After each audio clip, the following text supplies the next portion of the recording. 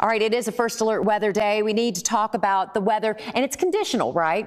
What's going to be happening this afternoon, later this evening? It's depending on if that cap breaks. Exactly. I pay attention. Karen, you said it all. We do have a first alert weather day today because if we do break that capping inversion, which I'll talk about in just a second, that could lead to the potential of really strong weather. And if we do see really strong weather, we're talking all modes.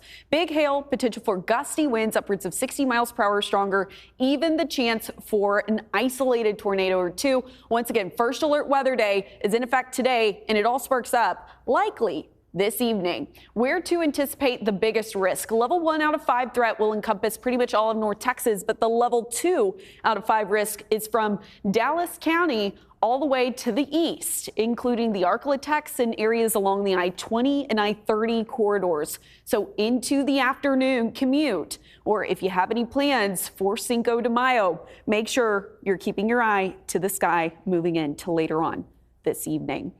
Let's talk about that capping inversion. That's what Karen just said. She said if we break the cap, but what does that mean and what is it? So basically throughout the day, we get heating in the atmosphere and all of the molecules and particles of air continue to rise in the unstable air. That's what we're going to see today. We're going to see clouds initiate. We're going to see clouds form. But the thing is we have a warm layer in the atmosphere and it's right above those cloud tops. Now, with a cap, which is this warm layer of air, it keeps the storms from getting a big updrafts, which keeps the storms from becoming severe. However, if we see storms develop and break that capping inversion, then they're able to get a big updraft, and that's when we could see the potential for big hail, and if we have rotation, even the potential for a tornado. Could also produce gusty winds upwards of 60 miles per hour or stronger. So it is a conditional threat moving into the day today, but we do have a trigger. We have a dry line setup and we have a cold frontal system. We have a lot of moisture instability, so the potential is there for strong thunderstorm development moving into the late afternoon into the evening hours. Let's talk about what it looks like as we move throughout the rest of the day today. Temperatures were going to climb back into the 80s by lunchtime. High temperature for the day right around that 91-degree mark. That's going to be around our 4 to 5 p.m. hour. But frontal system will swing through right around that 5 to 6 p.m. hour. So temperatures will dip significantly. We're going from the 90s at 4 p.m. back into the 70s by 8 p.m.